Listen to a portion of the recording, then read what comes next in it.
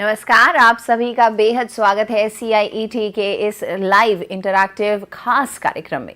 ये है हमारी 5 दिवसीय ऑनलाइन प्रशिक्षण संख्या और आज जिस विषय पर हम बातचीत करने वाले हैं, इस 5 दिन में जिस विषय पर हम खास अपना फोकस रखने वाले हैं वो है ई सामग्री का विकास, अंतरक्रियाशील संसाधन, जिसे हम इंटरैक्टिव संसाधन भी कहते हैं। उन पर हम बातचीत करेंगे। मैं हूं तन्वी खुराना और इस वक्त आप हमें लाइव देख रहे हैं ई विद्या चैनल नंबर 6 से लेकर चैनल नंबर 12 तक।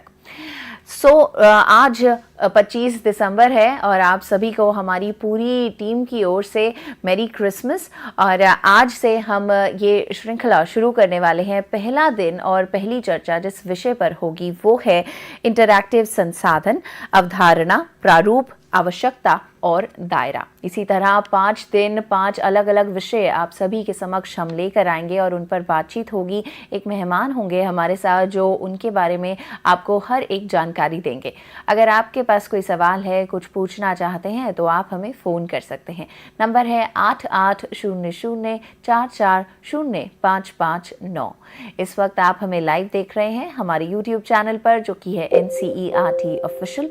उसके लाइव चैट बॉक्स में भी आप अपने सवाल लिखकर हम तक पहुंचा सकते हैं। 5 बजे तक ये कार्यक्रम जारी रहेगा। बहुत सारी बातचीत होगी और आपके सवालों का जवाब भी दिया जाएगा। तो आपके सवालों का हम इंतज़ार करेंगे। अगर आपने हमें ईमेल करना चाहे तो ईमेल आईडी होगा training.helpdesk@ciet.nic.in। तो उम्मीद करते हैं इन माध्यमों के ज़रिए आप हम तक ज़रूर पहुंचेंगे, अपने सवाल भी हम तक ज़रूर पहुंचाएंगे। और आप सभी को पंजीकरण करना है। वेबसाइट मैं आपको आखिरी में दिखाऊंगी इस कार्यक्रम को ख़त्म होने से थोड़ी देर पहले। तो आप इस कार्यक्रम को देखिए, अपने सवाल हम तक पहुंचाइए और किस प्रकार पंजीकरण आप सभी को करना है उसका पूरा प्रोसेस मैं आपको इस कार्यक्रम में समझाऊंगी। पर उसके लिए आपको थोड़ा सा इंतज़ार करना होगा। और आज हम शुरू करने वाले हैं अपनी ये 5 दिवसीय ऑनलाइन प्रशिक्षण श्रृंखला। तो हम आपको पूरा एक प्रारूप देना चाहेंगे। पहले दिन बातचीत होगी, यानी कि आज इंटरैक्टिव संसाधन, अवधारणा, प्रारूप, आवश्यकता और दायरा पर। दूसरे दिन यानी कि कल 26 दिसंबर को बातचीत होगी लूमी के विशेष संदर्भ में इंटरैक्टिव संसाधन विकसित करने के लिए फोर्स। तीसरे दिन बातचीत होगी छवि आधारित इंटरैक्टिव संसाधनों का विकास पर। और चौथे दिन हम बातचीत करेंगे पाठ्यक्रम प्रस्तुति का विकास। और 5वें दिन यानी कि आखिरी दिन, जिस दिन आपको क्विज लिंक भी दिया जाएगा, उस दिन हम बातचीत करेंगे इंटरैक्टिव वीडियो का विकास पर। तो आप ये सभी कार्यक्रम हमारे साथ ज़रूर देखिएगा, क्योंकि इसी में छुपे हुए हैं सभी उन सवालों का जवाब जो आपको क्विज में देखने को मिलेंगे। और क्विज लिंक आप तक पहुंचाया जाएगा आखिरी दिन यानी कि 29 दिसंबर को। तो आप उसके लिए इंतज़ार कीजिए और उसका पूरा प्रारूप हम आपको समझाएंगे भी, पर आज इस कार्यक्रम के अंत में। तो चलिए आपका परिचय हम आज के अपने मेहमान से ज़रूर करवाना चाहते हैं। हमारे साथ मौजूद हैं प्रोफेसर संजय कुमार पंडागले। स्वागत है सर आपका। नमस्कार, थैंक यू। नमस्कार सर। सर हैं सह प्राध्यापक, क्षेत्रीय शिक्षा संस्थान भोपाल, NC भोपाल, मध्य प्रदेश से। और हम आपको एक चीज़ और ज़रूर बताना चाहेंगे, इस पूरे 5 दिवसीय ऑनलाइन प्रशिक्षण श्रृंखला को आयोजित करने का पूरा श्रेय जाता है केंद्रीय शैक्षिक प्रौद्योगिकी संस्थान NCERT नई दिल्ली को। तो इस पूरे कार्यक्रम में आपको कोई अटेंडेंस लिंक नहीं दिया जाएगा। आपको कहीं पर भी अपनी अटेंडेंस नहीं मार्क करनी है। और जब आप क्विज़ में पार्टिसिपेट करें और 70% से ज़्यादा आपके मार्क्स आएंगे तो आपको एक सर्टिफिकेट भी दिया जाएगा। और उसके लिए आपको हमें 30 दिन तक की मोहलत देनी होगी, कुछ दिन देने होंगे, ताकि हम वो सर्टिफिकेट आराम से तैयार कर सकें और आप तक पहुंचा सकें। तो कृपया जल्दी मत कीजिएगा और इन 5 कार्यक्रम को आज से लेकर 29 दिसंबर के सारे कार्यक्रम को आराम से देखिए और अपने सवाल हम तक ज़रूर पहुंचाइए। तो चलिए आज की ये बातचीत शुरू करते हैं। हम अपने अंतरक्रियाशील संसाधनों पर उनके बारे में जानते हैं। उनकी अवधारणा क्या है, उनका प्रारूप क्या है, उनका दायरा क्या है और उनकी आवश्यकता क्या है। तो चलिए सर से जानते हैं। सर, आज के इस कार्यक्रम में हम क्या सीखने, क्या समझने वाले हैं, कृपया हमारे दर्शकों तक पहुँचाइएगा। जी, धन्यवाद। जैसे कि आपने अभी अभी बताया, आज का हमारा जो विषय है अंतरक्रियाशील संसाधन, अवधारणा, प्रारूप, आवश्यकता और उसका दायरा। इसको इंग्लिश में हम कहते हैं इंटरेक्टिव रिसोर्सेस। इंटरेक्टिव, ये इंटरेक्शन से बनता है। अंतरक्रियाशील को हम अंतरक्रियाशीलता भी कह सकते हैं। इसका जो तात्पर्य है कि ऐसे संसाधन जो कहीं ना कहीं एक तरफा ना, दो तरफा हो। मतलब हम देखते हैं अक्सर कि कुछ ऐसी वेबसाइट्स होते हैं, कुछ ऐसे संसाधन होते हैं जिसको हम एक तरफ से ही समझ सकते हैं या हमें समझने की कोशिश करनी पड़ती है। लेकिन हमें कुछ सवाल होते हैं, कुछ हमें जानना होता है, कुछ इंटरेक्शन करने का मन होता है, तो उसका जो मौका है या उसका अवसर है ये वहां पर नहीं होता। तो कुछ ऐसे संसाधन तैयार किए गए हैं जो दोनों तरफ से बात करते हैं, या यूं कहे कि टू वे कम्युनिकेशन वहां पे संभव होता है। तो आज के इस विषय से संबंधित, शिक्षा में अंतरक्रियाशील संसाधन, इस विषय से संबंधित चर्चा के प्रमुख बिंदु 3 है। एक तो ये अंतरक्रियाशील संसाधन क्या है, इसे हमें क्यों इस्तेमाल करना है और इन्हें हमें कैसे इस्तेमाल करना है। तो हम एक एक करके इन तीनों बिंदु के ऊपर चर्चा करेंगे, जिसमें से सबसे पहले हम समझने की कोशिश करते हैं कि अंतरक्रियाशील संसाधन क्या है। थोड़ी देर पहले मैंने कहा कि इसको इंग्लिश में हम इंटरेक्टिव कहते हैं या इंटरेक्टिव रिसोर्सेस कहते हैं। तो इंटरेक्टिव संसाधन या अंतरक्रियाशील संसाधन डिजिटल उपकरण या सामग्री को संदर्भित करते हैं जो उपयोगकर्ताओं को प्रस्तुत जानकारी या गतिविधियों के साथ सक्रिय रूप से जुड़ने की अनुमति देते हैं। मतलब यहाँ पर एक तरफ से नहीं, दोनों तरफ से बात होगी। हमें अगर वहां कुछ क्रिया करके देखनी है, जैसे 1+1 = कितना, वहां अगर नीचे कुछ ऑप्शन दिए हुए हैं 2, 3, 4, 5, तो उसमें से अगर हमें लगता है कि 1+2 या 1+1 = 2 होता है, तो हम 2 को वहां से ड्रैग करके उस जगह पर ड्रॉप करेंगे जहां पर वो जगह दी गई है। तो इंटरेक्शन का यहाँ पे पूरा मौका होता है। इंटरेक्टिव मीडिया संचार का एक तरीका है, कम्युनिकेशन का एक माध्यम है, जिसके चलते हुए जो इनपुट प्रोग्राम हम वहां पर प्रस्तुत करते हैं, उसी के अनुसार या उसी के तरीके से आउटपुट प्रोग्राम हमें मिलता है। कुल मिलाकर उपयोगकर्ता के इनपुट प्रोग्राम आउटपुट को प्रभावित करता है। यह उन तरीकों को संदर्भित करता है जिनसे लोग जानकारी संसाधित मतलब प्रोसेस करना, जिस तरीके से जानकारी प्रोसेस होगी, और साझा मतलब शेयर करना, शेयर करते हैं, या वे एक दूसरे के साथ कैसे संवाद करते हैं, ये उन बातों को यहाँ पर संदर्भित करता है। आगे बढ़ते हैं और देखते हैं कि अंतरक्रियाशील संसाधन मल्टीमीडिया संसाधनों में से एक है। अब मल्टीमीडिया से जो तात्पर्य है, बहुमाध्यम हिंदी में जिसे कहा जाता है। हम लोग देखते हैं कि हमारे बच्चों के जो 1ली से लेके 10वीं तक की अलग अलग विषयों की किताबें हैं, उन किताबों के साथ लगभग हर किताबों के साथ एक सीडी आती है किताब, जिसे हम मल्टीमीडिया सीडी कहते हैं।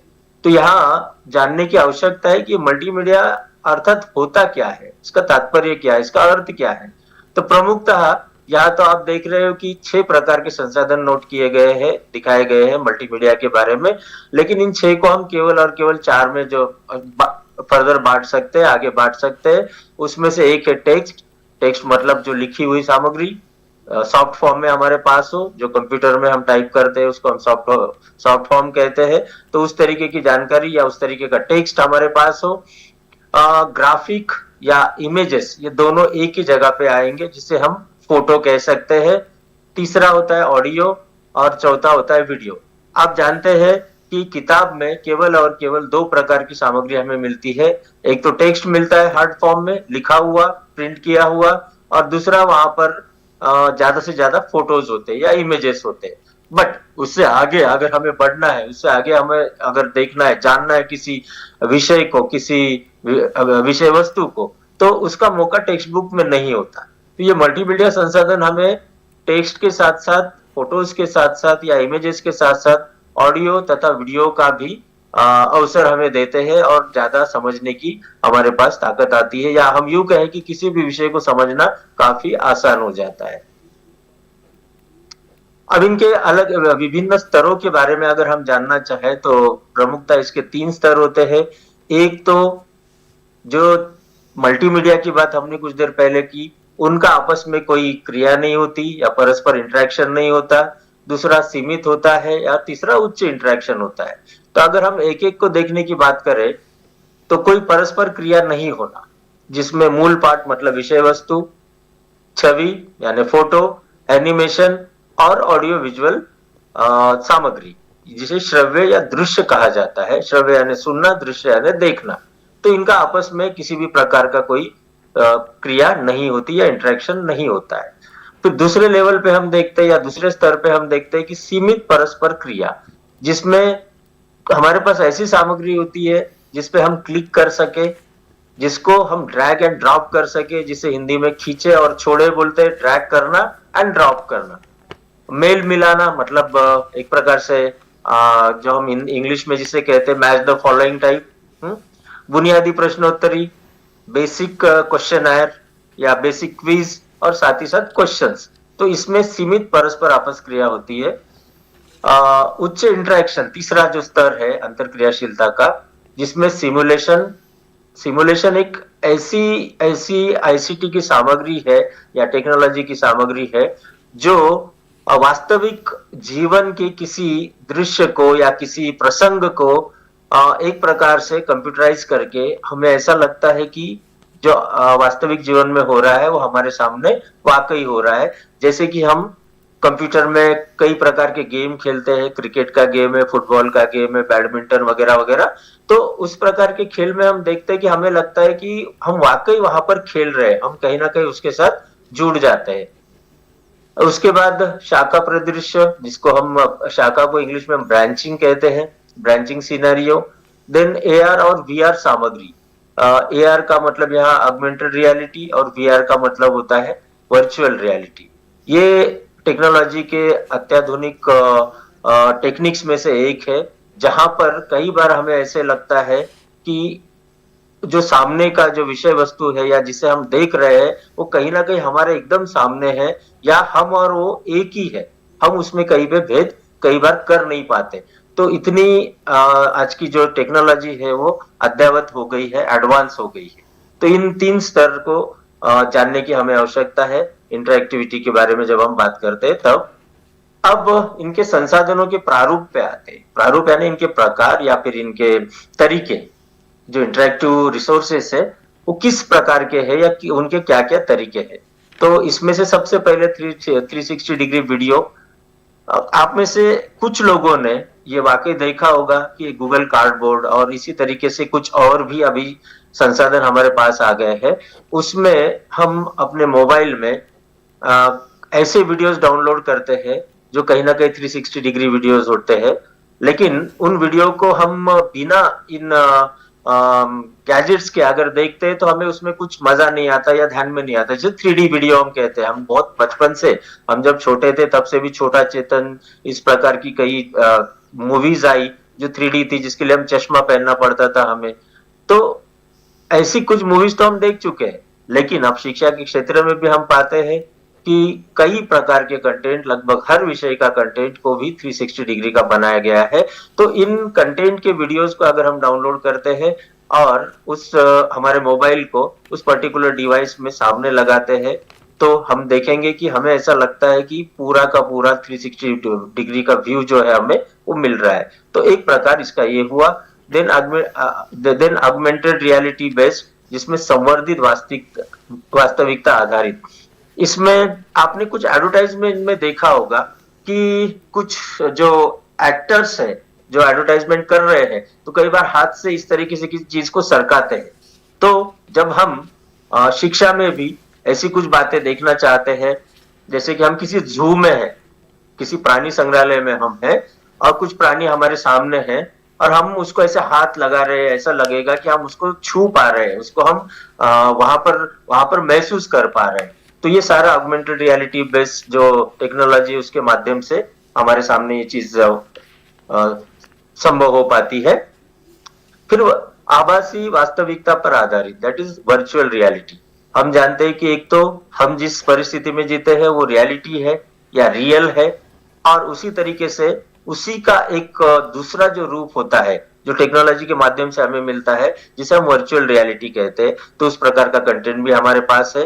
देन अनुकूली परिदृश्य आधारित, जिसको एडेप्टिव सिनेरियो बेस्ड इंग्लिश में कहते हैं, उसी तरीके की जो जो वास्तविकता में है उसी प्रकार की बातों को या कंटेंट को हम अडॉप्ट करते हैं हमारे हिसाब से, और हमें लगता है कि हमारे सामने वो वास्तविक रूप से उपस्थित है। और सिमुलेशन के बारे में तो मैंने कुछ देर पहले ही कहा कि इसमें भी जो वास्तविक जीवन होता है उसका एक प्रकार से डमी स्वरूप आप कह सकते हैं। जो वीडियो गेम की बात मैंने की थी उसको हम सिमुलेशन कहते हैं। और सिमुलेशन में प्रैक्टिस करने के बाद कई बार ऐसा हो सकता है कि कुछ ऐसी परिस्थितियां हमारे सामने है जो कठिन है अपने आप में, जैसे कि कोल फील्ड्स या कोल माइंस की बात आप कर ले, या ऐसी कुछ कठिन परिस्थितियां जहां पर हम सीधा सीधा अगर जाते हैं तो हमारे जीवन को नुकसान हो सकता है या कोई गड़बड़ होने की संभावना हो सकती है। तो हम सिमुलेशन में अगर ऐसी प्रैक्टिस करते हैं तो हम रियल परिस्थिति में जाने के बाद हमें काफी आसानी होगी। हमें एडवांस में ही पहले से ये पता चलेगा कि यहाँ जाने के बाद हमें क्या करना है और क्या नहीं। ऐसे कुछ संसाधन मैं आपको बाद में दिखाऊंगा, जिससे आपको आपकी जो ये संकल्पना है या और स्पष्ट होते जाएगी। अब ये जानने की आवश्यकता है कि ये जो इंटरैक्टिव संसाधन है इनकी आवश्यकता हमें क्यों है। हम नेशनल एजुकेशन पॉलिसी 2020 की सिफारिशों को अगर देखें, उनके रिकमेंडेशंस को अगर देखें, तो उनमें प्रमुखतः ये 4 प्रकार की बातें सामने आती है।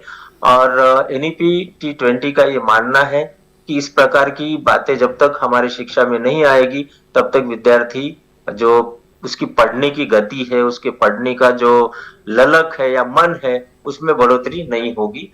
तो NEP T20 बाल केंद्रीय शिक्षा शास्त्र की बात करती है, that is child centred pedagogy. आकर्षक कक्षा रूटीन नहीं होनी चाहिए, क्योंकि छोटे बच्चों को लेक्चर मेथड इतनी पसंद नहीं आती है। उनको करके सीखने का जो मन होता है वो ज्यादा होता है उनका।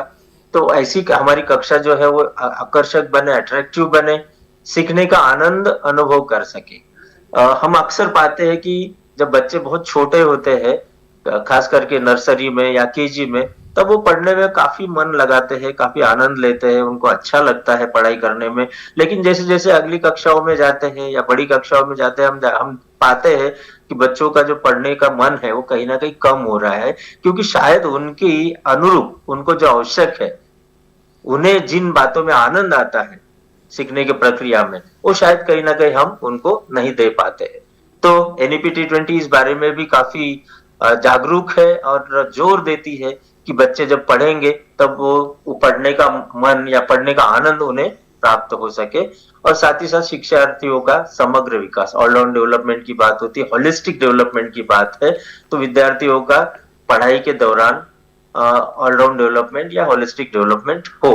तो इन मुद्दों को अगर हम ध्यान में रखते हैं तो हमें ध्यान में आता है कि अंतरक्रियाशील संसाधन या इंटरैक्टिव रिसोर्सेज की आवश्यकता क्या है। अब आगे बढ़ते हैं। जब हमें इंटरैक्टिव जो कंटेंट है उसे तैयार करना है, तो ई लर्निंग निर्माण का लक्ष्य, इनके लक्ष्य क्या है, क्यों हमें इस प्रकार का जो कंटेंट है वो तैयार करना है।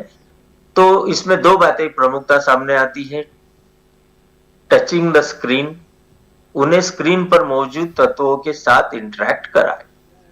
हम विद्यार्थी के सामने एक ऐसा गैजेट दे देंगे, वो लैपटॉप हो सकता है, मोबाइल हो सकता है, टैबलेट हो सकता है, या कोई और प्रकार का गैजेट हो सकता है, और बच्चे खुद ही, जैसे मेरे सामने जो लैपटॉप रखा हुआ है, यहाँ मुझे जो करना है तो मैं अपने तरीके से उन चीजों को अपने हाथों से, अपने उंगलियों से एडजस्ट कर रहा हूँ। तो यहाँ पर भी आप पाते क्लिक करना, उसके बाद ड्रैग करना, ड्रॉप करना, ये जो बातें हैं, एक जगह से दूसरे जगह ले जाना, जैसे हम माउस की मदद से करते हैं, तो बच्चे ये खुद कर पाए, मतलब स्क्रीन के साथ खुद इंटरैक्ट कर पाए।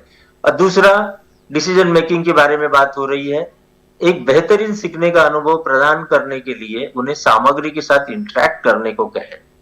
जैसे कई बार जब हम क्लास में पढ़ाते हैं, कक्षाओं में पढ़ाते हैं, तो हम अपने तरफ से जानकारी ज्यादा देने में इंटरेस्ट रखते हैं, या हमारा कहीं ना कहीं तरीका उस तरीके का है कि हम बताएंगे और बच्चा सुनेगा और बच्चा समझ जाएगा। लेकिन ऐसा नहीं है। हम कंस्ट्रक्टिविज्म की बात जब करते हैं तो कंस्ट्रक्टिविज्म में ये माना जाता है कि बच्चा पहले से ही कुछ ना कुछ सीखा हुआ है, घर से कहे, समाज से कहे, उसके आसपास से कहे, वो बहुत कुछ जानकारी अपने साथ लेके आया हुआ होता है। और उसके सामने एक नई परिस्थिति अगर हम उत्पन्न करते हैं तो पूरे पूरे चांसेस है, पूरी संभावना है कि बच्चा खुद होके नई बातों को सीख सकता है, ट्रायल करके या उस तरीके से, अपने तरीके से। तो जब उसके सामने ऐसे इंटरेक्टिव कंटेंट हम रखेंगे तो बच्चा देख सकता है कि इसमें ये चीज अगर मैं डालता हूं तो क्या होता है, यहाँ से ये चीज मैं हटा देता हूं तो क्या होता है, दो बातों को एक साथ लेके आता हूं तो क्या होता है। तो ये मौका उसको जब मिलेगा तो कहीं ना कहीं सेल्फ लर्निंग की बात आएगी, और सेल्फ लर्निंग की बात जब आती है तो धीरे धीरे किसी भी चीज का डिसीजन लेना आसान हो जाता है, हम उसमें से वो प्रक्रिया को सीखते जाते हैं।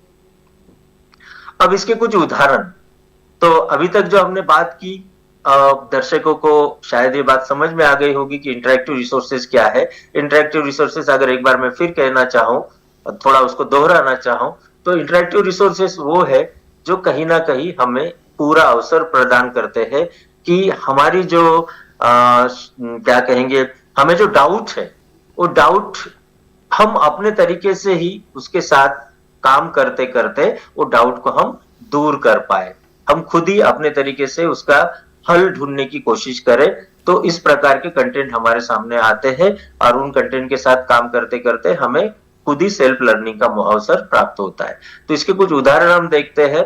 ये मैंने स्क्रीन पर कुछ यूआरएल्स कॉपी करके पेस्ट कर रखे हैं। तो इनमें से कुछ यूआरएल्स के, अच्छा मैं आपको ये बताना चाहूंगा कि इस प्रकार का जो कंटेंट है ये कहाँ मिलता है। आप में से कुछ दर्शकों को ये पता होगा कि 2013 5 सितंबर को एनसीईआरटी के सीआईटी ने एनआरओईआर का उद्घाटन किया था, या यूं कहे कि जो सीआईटी ने अब तक ऑडियो विजुअल रिसोर्सेस तैयार किए हैं, जो स्टूडियो इन्वायरमेंट में तैयार किए हैं, काफी मेहनत करते हुए सिस्टमेटिक तरीके से, जो वीडियो बनाने का तरीका होता है उस सबको फॉलो करते हुए, वो जो कंटेंट उनके पास था उस कंटेंट को एनआरओईआर पर 2013 5 सितंबर को अपलोड किया था। मतलब अपलोड तो पहले किया था लेकिन देश के सामने उसे साझा किया था। उस समय ऐप का इतना जमाना नहीं, धीरे ऐप का जमाना आया। ऐप का जमाना आने के बाद इसी एनआरओईआर को दीक्षा प्लेटफॉर्म का नाम दिया गया, वहां पर इसको हमने ट्रांसफर किया और इसके ऐप भी तैयार हुए हैं। तो इन ऐप के माध्यम से, खास करके दीक्षा नामक ऐप जो एनसीईआरटी का है, इसके माध्यम से आपको कई प्रकार का कंटेंट एक ही जगह पर मिलता है। कक्षा 1 से लेके 10वीं तक, 1 से लेके 12वीं तक आप कह सकते हैं। अलग अलग बोर्ड्स उसमें शामिल होते हैं, सीबीएसई है, स्टेट बोर्ड से, आईएएससी है और भी कुछ और बोर्ड। तो इन प्रकार के जो बोर्ड्स इंडिया में हम पाते हैं शालेय शिक्षा के, उनके अलग अलग विषयों के अलग अलग कक्षाओं को ध्यान में रखते हुए अलग अलग प्रकार का कंटेंट वहां पर अपलोड किया गया है, जिसमें आपको ई टेक्स्ट बुक मिलेगा, इंटरेक्टिव कंटेंट मिलेगा, कुछ वीडियोस भी आपको मिलेंगे। तो किसी भी टीचर के लिए या विद्यार्थी के लिए ये ऐप अपने आप में एक बहुत बड़ा वरदान है। तो इसी ऐप से मैंने कुछ जो शुरुआत की लिंक्स आप देख रहे हैं, जहां जहां दीक्षा आपको नजर आता है, तो दीक्षा के उसी ऐप से या उसी प्लेटफॉर्म से कुछ वीडियोस मैंने यहाँ पर लिए हैं, जिससे आपको उसमें से कुछ वीडियोस में आपको मैं बताता हूं, अभी आपके ध्यान में आएगा उससे कि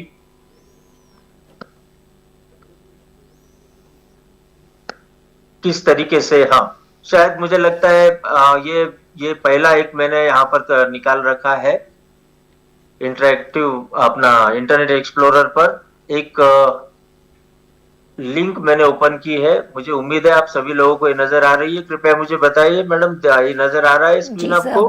बिल्कुल नजर आ रहा है। जी, थैंक यू।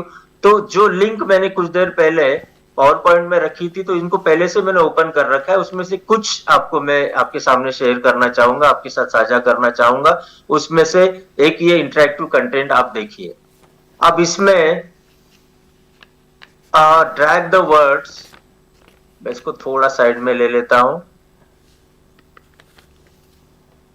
हाँ, drag the words into the correct boxes. देखिए अब छोटे बच्चे हैं और छोटे बच्चे इस प्रकार के एक्सरसाइज उनके सामने आ गई और उसमें पहला सवाल अगर उनको पूछा जाता है या पहला स्टेटमेंट इस तरीके से दिया जाता है, अ बर्ड विच स्विम्स, है ना, ऐसे कुछ सवाल नीचे और भी पूछे गए हैं और नीचे कुछ हिंट उनको दी हुई है, जैसे कि मिंट लिखा है, डक लिखा है, ग्वा लिखा है, क्रो लिखा है, पिजन, पीकॉक, रैट, स्क्विरल।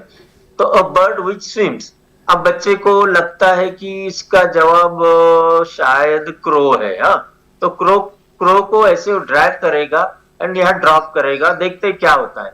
जैसे क्रो को यहाँ हमने ले लिया, उसने क्रॉस बता दिया, रेड कलर बता दिया, इसका मतलब ये गलत आंसर है।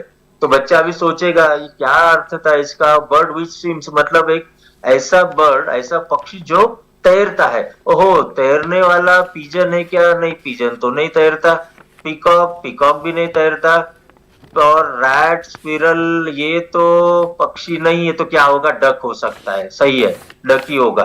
चलो डक को लाके देखते हैं, बराबर एकदम उसको सही जवाब मिला। बच्चे यहाँ खुश हो जाएगा और चूंकि उसने अनुभव किया, उसने पहला गलत जवाब लिया था और गलत जवाब जब उसने लिया तो उसने सोचा कि इसका सही जवाब क्या हो सकता है, तो उसको कुछ देर बाद ये ध्यान में आया कि इसका सही जवाब तो डक होना चाहिए। अब वो दूसरे सवाल पे आता है, a bird which has black feathers, मतलब ऐसा पक्षी जिसके पंख काले हैं। तो काले पंख तो कौवे के ही होते हैं। कौवे को इंग्लिश में क्या कहते हैं? कौवे को शायद इंग्लिश में क्रो कहते, शायद नहीं, पक्का क्रो ही कहते। तो मेरा सही जवाब तो क्रो ही होने वाला है। अब देखे तो बिल्कुल सही आ गया, तो बच्चे आप खुश होगा। आप समझ सकते हैं कि इसी तरीके से वो अन्य सवालों के जवाब देते जाएगा एंड उसकी लर्निंग जो है वो काफी स्ट्रांग होते जाएगी, सॉलिड होते जाएगी, उसे पढ़ने में कहीं ना कहीं मजा आए। तो ऐसे ही आप अन्य भी यहाँ पर मैंने चीजें दे रखी है, उनके माध्यम से भी आप इंटरेक्टिव कंटेंट का आनंद ले सकते हैं, समझ सकते हैं। बस एक और मैं इससे संबंधित आपको बताता हूँ, उसके बाद दूसरे इस पे मैं आऊंगा। इसको मैं फुल स्क्रीन कर रहा हूँ। Find the words, find the words from the grid. Find the words क्या लिखा है यहाँ? तो एबीसीडी जैसा कुछ तो नजर आ रहा है और टेक्सचर लिखा हुआ है पहले। अब टेक्सचर कहाँ होगा? तो विद्यार्थी ऐसे अपना थोड़ा और दिमाग लगा के देखेगा कि TEXTUR, हाँ यहाँ पर है, ये यहाँ पर है ये। ठीक है, इसको कैसे करना है? क्या ऐसे करने से काम बन रहा है या क्या तरीका होगा, है ना? तो विद्यार्थी अपने तरीके से इसको इसके ऊपर और काम करेगा और उसको चीजें आसान होते जाएगी। अब मैंने अपने पावर पॉइंट में और 2-3 प्रकार की चीजें ली है, मैं उनके ऊपर आता हूँ। ये इंटरेक्टिव रिसोर्सेज तो जो हमारे दीक्षा के प्लेटफॉर्म पे है वो तो आपके सामने थोड़ा सा मैंने उसका डेमो दे दिया।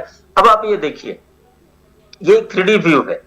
इसको जब मैं अपने तरीके से रोटेट करता हूं तो आप देखेंगे ऐसा व्यू तो हम प्रत्यक्ष रूप से अगर इस केव में जाते हैं तो शायद हमको वहां पर भी इतना खूबसूरती से हम इसका मजा ना ले पाए। तो आप देखेंगे कि यहाँ पर जैसे जैसे हम लोग इसको रोटेट करते जाते हैं, लेफ्ट क्लिक करेंगे लैपटॉप का, अपने इसका कीपैड का, और ऐसे हम इसको रोटेट करते जाएंगे तो कितना माइन्यूटली आपको ये बता रहा है कि कहां पर किस प्रकार का मूर्ति है, किस प्रकार का स्कल्पचर कार्विंग वहां पे किया हुआ है, इसका फ्लोर कैसे था। तो जैसे नीचे देखेंगे तो ये नीचे इसका फ्लोर नजर आ रहा है हमें, राइट। और ऊपर जब हम जाते हैं तो ऊपर का जो टॉप है वो भी हमें नजर आएगा। ये देखिए ऊपर ऊपर का व्यू, साइड का व्यू। तो टेक्नोलॉजी आजकल काफी एडवांस हो गई है और इसके ऐप भी आपके पास आ रहे हैं। आप लोग खास करके दर्शकों को मैं बताना चाहूंगा, अभी फिलहाल मुझे उस ऐप का नाम याद नहीं आ रहा है। मेरे पास ऐप था वो कुछ साल पहले, 1-2 साल पहले, 2 साल पहले।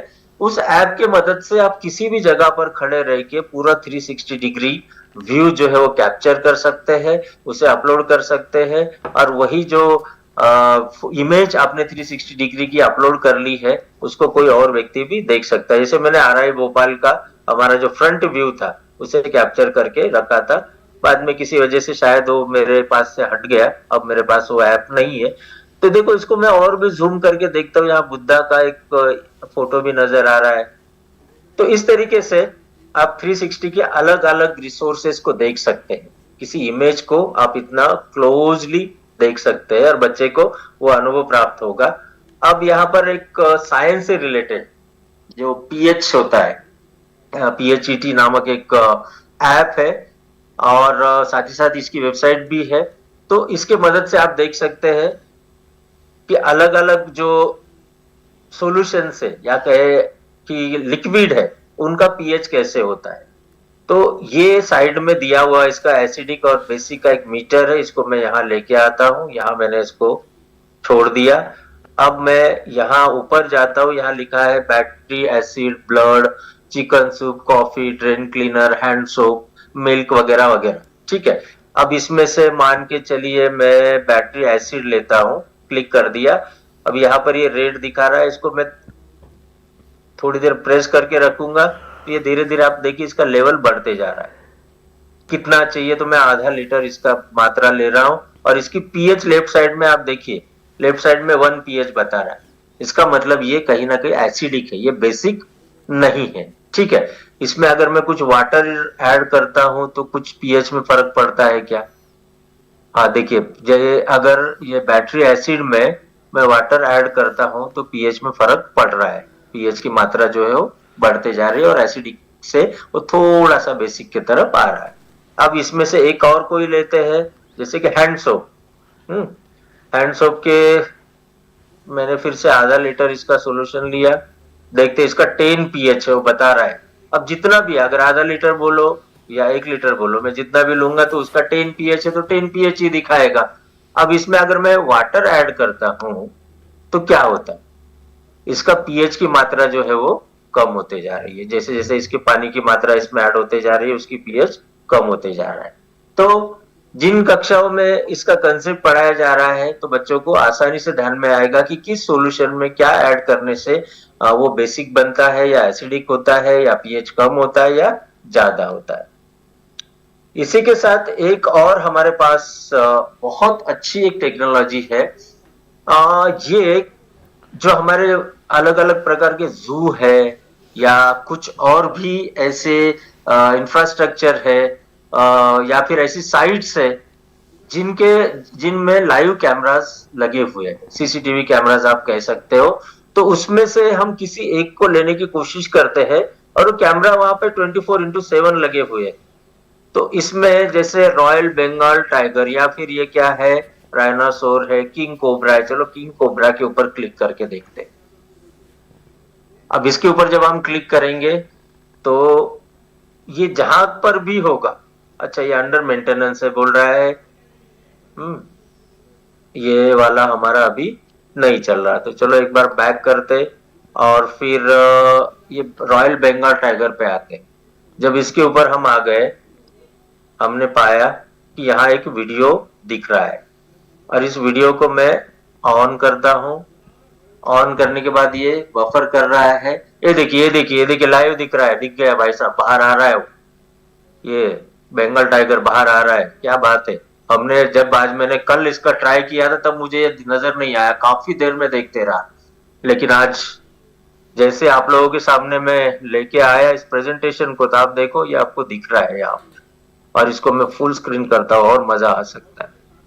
अब थोड़ा सा उस तरफ चला गया हूं, तो आप देखिए कि यहाँ पर टाइम दिख रहा है ऊपर, है ना, 2023 12वां महीना है, 25 तारीख है, 16:47:50।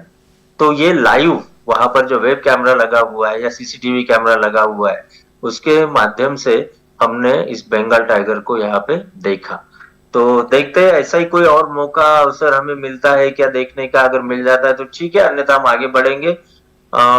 ये क्या है, और ये भालू को देखे, चलिए भालू के बजाय लेपर्ड को देखते हैं। ये कहाँ का है लेपर्ड पता नहीं। हाँ ये भी अंडर मेंटेनेंस है, नीचे दिखा रहा है ये साइट्स अंडर मेंटेनेंस है।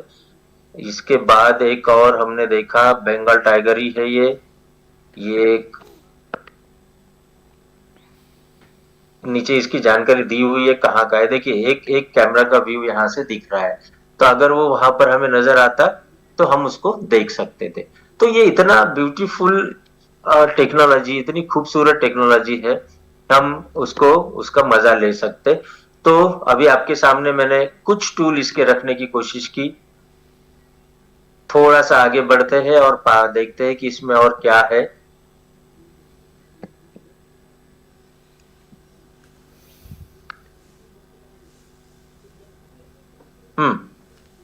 तो ये जो लिंक यहाँ पर दी हुई है, इन्हीं लिंक्स के माध्यम से, तो ये शुरुआत की जो थी ये सारी दीक्षा की लिंक्स थी। उसके बाद यहाँ से हमने वो 3D इमेज देखी। उसके बाद हमने एक साइंस का पीएच वाला स्केल का जो बेसिक और एसिडिक वाला जो था वो यहाँ से देखा। और लास्ट में जो हमने लाइव स्ट्रीमिंग देखी वो ये आखिरी के यूआरएल के माध्यम से। अब जब इसे हमें इनको तैयार करना है, इस प्रकार के कंटेंट को अगर हमें तैयार करना है, तो हमें किस प्रकार की मॉडल की आवश्यकता पड़ेगी या किस प्रकार का वो तरीका होगा जिससे हम ऐसा कंटेंट बना सके। तो शिक्षा शास्त्र में एक मॉडल है जिसे कहा जाता है एडी मॉडल। एडी में ए का मतलब होता है एनालिसिस, डी का मतलब होता है डिजाइन, फिर और एक डी है उसका मतलब होता है development, then implementation and evaluation. मतलब सबसे पहले हमें सिचुएशन को एनालाइज करना है और हमें गैप्स को देखना है कि जब हम बच्चों को पढ़ाने जा रहे हैं तो क्या क्या समस्या है या क्या क्या गैप्स हमारे सामने हैं, वो गैप को हम दूर करेंगे और कहीं ना कहीं हम ये तय कर लेंगे कि हमें विद्यार्थी के सामने किस प्रकार का प्रारूप लेके आना है। फिर उसको हम डिजाइन करना है। तो जो हमने एनालिसिस किया है उस आधार पर हम जो बेस्ट पॉसिबल लर्निंग एक्सपीरियंसेस हम दे सकते हैं हमारे विद्यार्थियों को, उनको मद्देनजर रखते हुए हम कंटेंट को फर्दर डिजाइन करेंगे। फिर तीसरी बात जो इसमें आती है डेवलपमेंट की, तो bring your learning experience to life by building your end product. आप देखते हो कि कई प्रकार के प्रोडक्ट हमारे लाइफ में हम इस्तेमाल करते, तो जो बनाने वाले हैं वो बनाने वाले लोग इन्हीं सारे बातों को ध्यान में रखते हुए उन चीजों को डेवलप करते हैं कि इससे जो प्रोडक्ट हमारा सामने आएगा। अब यहाँ पर प्रोडक्ट से तात्पर्य हमारा है कि जिस कंटेंट को हम रुचिकर बनाना चाहते हैं वो हमारा प्रोडक्ट है, ठीक। तो उसको हम डेवलप करने की बात यहाँ पर कर रहे हैं। जब हमने उसको डेवलप कर लिया है, थोड़ा रिसर्च बेस है क्योंकि मॉडल भी उसी प्रकार का है, पहले एनालाइज किया फिर डिजाइन किया। डिजाइन मतलब एक प्रकार से स्ट्रक्चर बनाने की कोशिश की थी और उसके बाद फिर हमने उसको डेवलप किया, मतलब एक मृत रूप उसको देने की हमने कोशिश की, एब्स्ट्रैक्ट रूप उसको देने की हमने कोशिश की। तो हमारे पास एक प्रोडक्ट आ चुका है। अब हम उसे इम्प्लीमेंट करेंगे। तो इम्प्लीमेंट करेंगे मतलब विद्यार्थियों के बीच में उसे बांट देंगे या उनके सामने उसे रखेंगे और फिर देखेंगे कि विद्यार्थी इस प्रोडक्ट को किस तरीके से लेते हैं या इस प्रोडक्ट से किस तरीके से सीखते हैं। तो जब वो विद्यार्थी इसका इस्तेमाल कर रहे हैं उसी दौरान या उसके बाद हम इसका इवैल्यूएशन भी करेंगे कि ये जो प्रोडक्ट हमने बनाया था कि ये प्रोडक्ट जो है वो इफेक्टिव है या नहीं, या इसमें कुछ और चेंज करने की जरूरत है, अपडेट करने की जरूरत है। अगर अपडेट करने की जरूरत होगी तो हमको फिर से ए पे आना पड़ेगा, मतलब एनालिसिस, फिर डिजाइन, फिर डेवलपमेंट, फिर इम्प्लीमेंटेशन एंड देन इवैल्यूएशन। ये सारी प्रक्रिया तब तक हमारी चलते रहेगी जब तक हमको एंड प्रोडक्ट बहुत अच्छा नहीं मिलता। ओके, अब बस इसके बाद एक ही स्लाइड अभी बच रही है और कुछ सवाल जवाब अगर वहां आए होंगे तो हम उसके ऊपर भी बात करेंगे जी। लास्ट में एक स्लाइड अभी बस बचती है। जस्ट अ मिनट, थोड़ा सा। हाँ, इंटरेक्टिव संसाधन कैसे बनाए। हाँ, हम लोग खास करके मैं करीब पिछले 20-25 सालों से इस टेक्नोलॉजी के फील्ड में हूँ और हमने कोई अलग से टेक्नोलॉजी सीखी नहीं है या फिर कोई कंप्यूटर का कोर्स किया नहीं है। तो ये सब करते करते करते करते हमारे ये ध्यान में आया कि टेक्नोलॉजी वाकई बहुत आसान है। आसान तो है ही। कुछ सालों पहले तक जब हमें किसी भी टेक्नोलॉजी की टूल पर काम करना होता था तो नॉर्मली पैसा खर्च करने की आवश्यकता पड़ती थी, लेकिन अभी आप देखेंगे कि ये सारी चीजें फ्री ऑफ कॉस्ट अब हमारे सामने उपलब्ध हो रही है। उसमें से कुछ टूल, H5P जैसा टूल, H5P बहुत ही कारगर, इम्पैक्टफुल, पावरफुल टूल है। इसमें आप इंटरेक्टिव, जैसे कि हमने मल्टीमीडिया की बात की थी शुरुआत के दूसरे तीसरे स्लाइड में, मल्टीमीडिया कंटेंट हम H5P पे बना सकते हैं। वो जो कंटेंट बना हुआ है हम हमारे ब्लॉग में कहीं पे एम्बेड कर सकते हैं।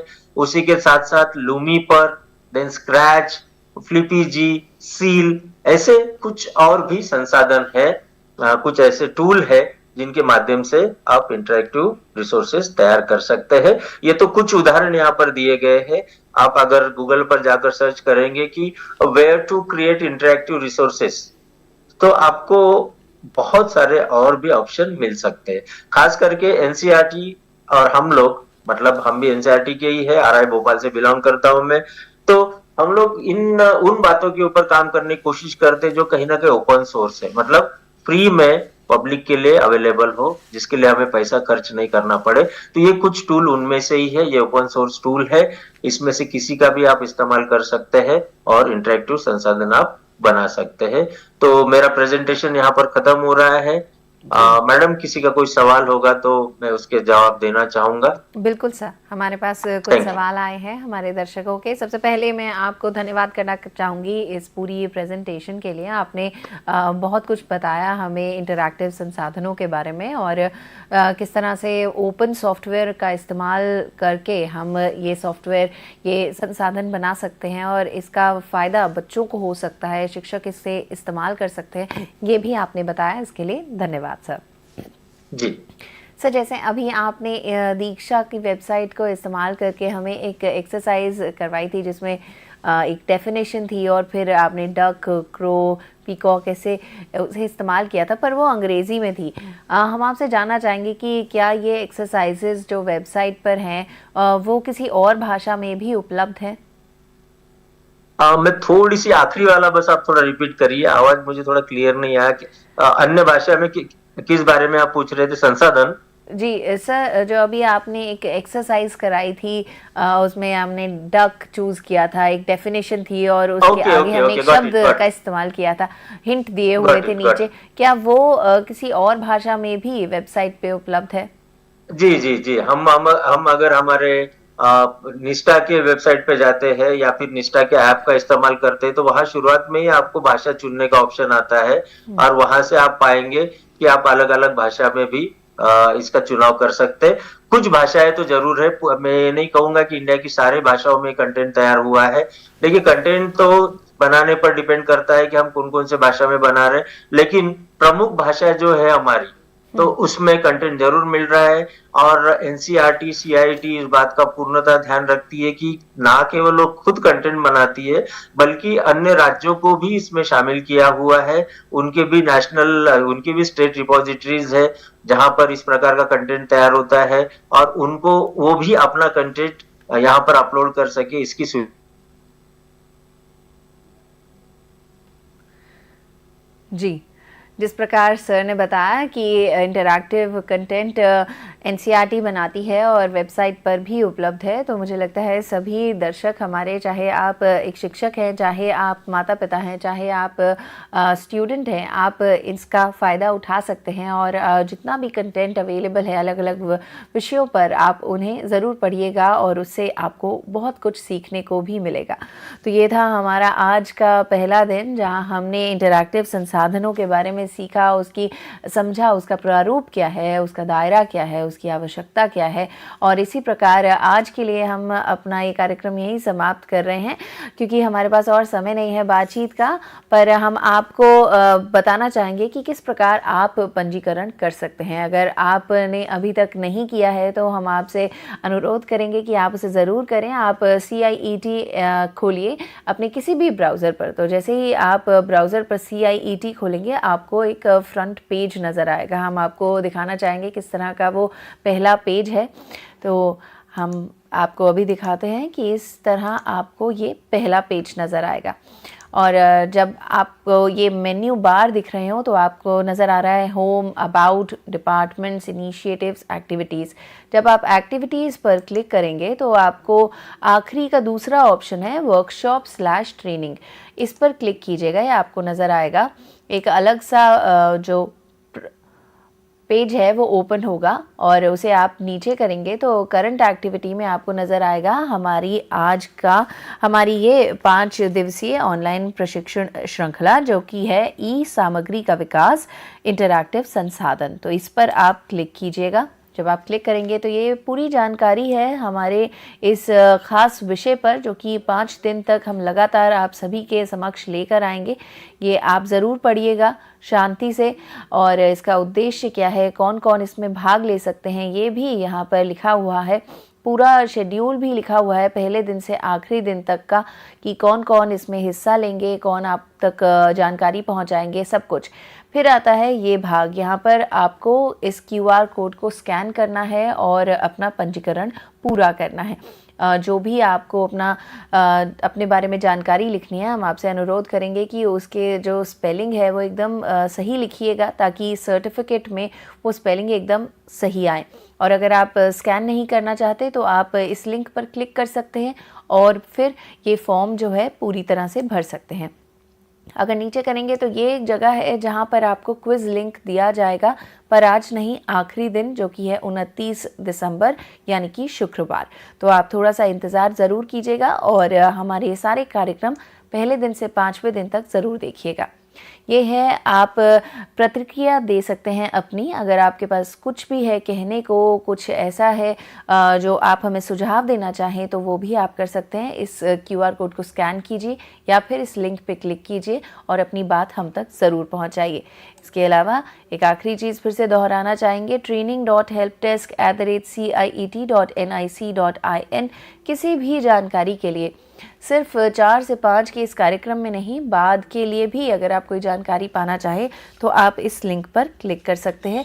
इस ईमेल आईडी से माध्यम से हम तक अपनी बात पहुंचा सकते हैं। तो इस जानकारी के साथ हम आपसे उम्मीद करेंगे कि आप ये पंजीकरण ज़रूर पूरा करेंगे और कल तक हमें बहुत सारी एंट्रीज़ ज़रूर मिल जाएंगी। आज के लिए हमारे पास एक और कार्यक्रम है आप सभी के लिए, जो कि ई विद्या चैनल्स पर आएगा और उसका विषय है सहयोग। सहयोग नाम का वो कार्यक्रम है और जिस बातचीत होगी जिस विषय पर, वो होगा preparing for examinations through study skills. तो इसे ज़रूर देखिएगा और अपनी बात हम तक ज़रूर पहुंचाइए, कुछ भी आप कहना चाहें तो। आज के लिए मैं ये कार्यक्रम यहीं समाप्त करती हूँ। मैं हूँ तन्वी खुराना और आशा करते हैं आपका दिन शुभ हो। कल आपसे फिर मुलाकात होगी ठीक 4 बजे इसी जगह पर NCERT ऑफिशियल पर, और हम बातचीत करेंगे कल के विषय पर, जो कि है लूमी के विशेष संदर्भ में इंटरैक्टिव संसाधन विकसित करने के लिए फोर्स। तो उसे देखना बिल्कुल मत भूलिएगा यहीं पर। तब तक के लिए मैं हूँ तन्वी खुराना, मुझे दीजिए इजाज़त। नमस्कार।